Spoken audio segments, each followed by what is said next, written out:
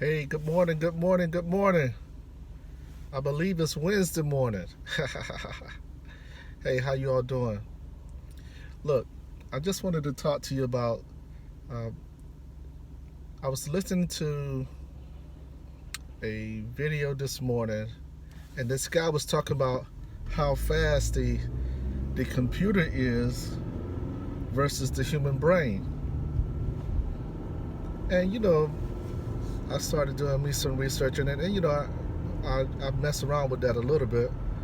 One of the challenges that the computer is asking a lot of questions, and it's asking itself, and the answer is either yes or no, or one or zero. One or zero. If it's zero, you do this. If it's one, you do this.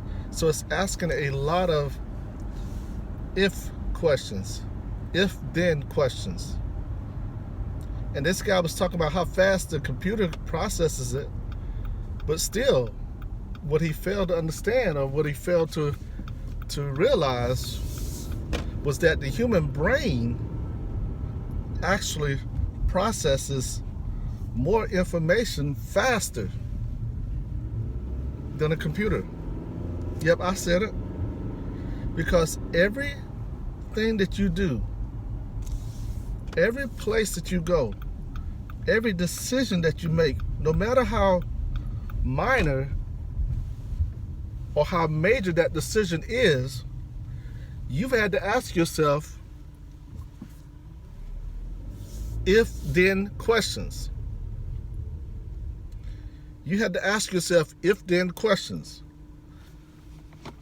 And let's say this. Let's say that you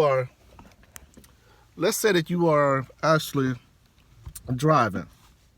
And as you're driving, you're at the stoplight or you're at a corner, and there's other vehicles coming, and you're trying to decide whether you should go.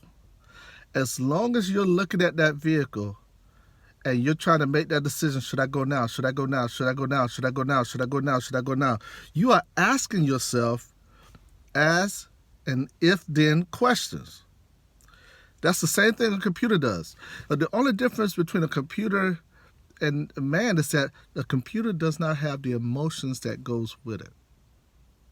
And God bless us with emotions and awareness to use our emotions as a way and a tool to interpret what's going on around us.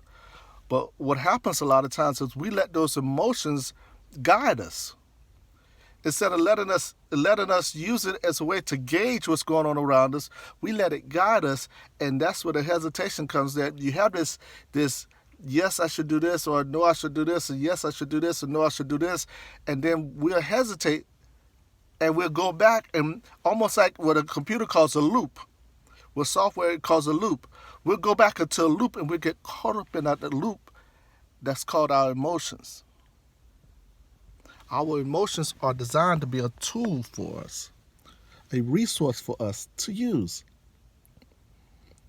Now, here's another part of that. Consider major cities that have a lot of deteriorating homes and roads and things like that. At one time, those cities were thriving cities. They were thriving. And you see this in every part of the world. Some areas, you have communities that were there 50 years ago that are no longer there. You go through it now, you just see grass and trees and all that stuff, and rotten houses, all of that stuff around. What happened? What happened was that even though all of those roads and those streets and all the infrastructures was there, a lot of times they were not used, and people only took care of the ones that were being a major highway or a major project or major throwaway or something that's major that a lot of people use. And then the ones that were not used as much began to deteriorate. That's the same thing that happens with our brains, which is why we end up with dementia and we end up with Alzheimer's and all of those type of things, because there are cells in our brains that are not being used, and the way the body is if you don't use it, it's going to try to get away with it. You can't just let it sit there. So that's why every once in a while, if you got to shave, and you right-handed, shave with your left hand. Learn something new. God bless you. Peace.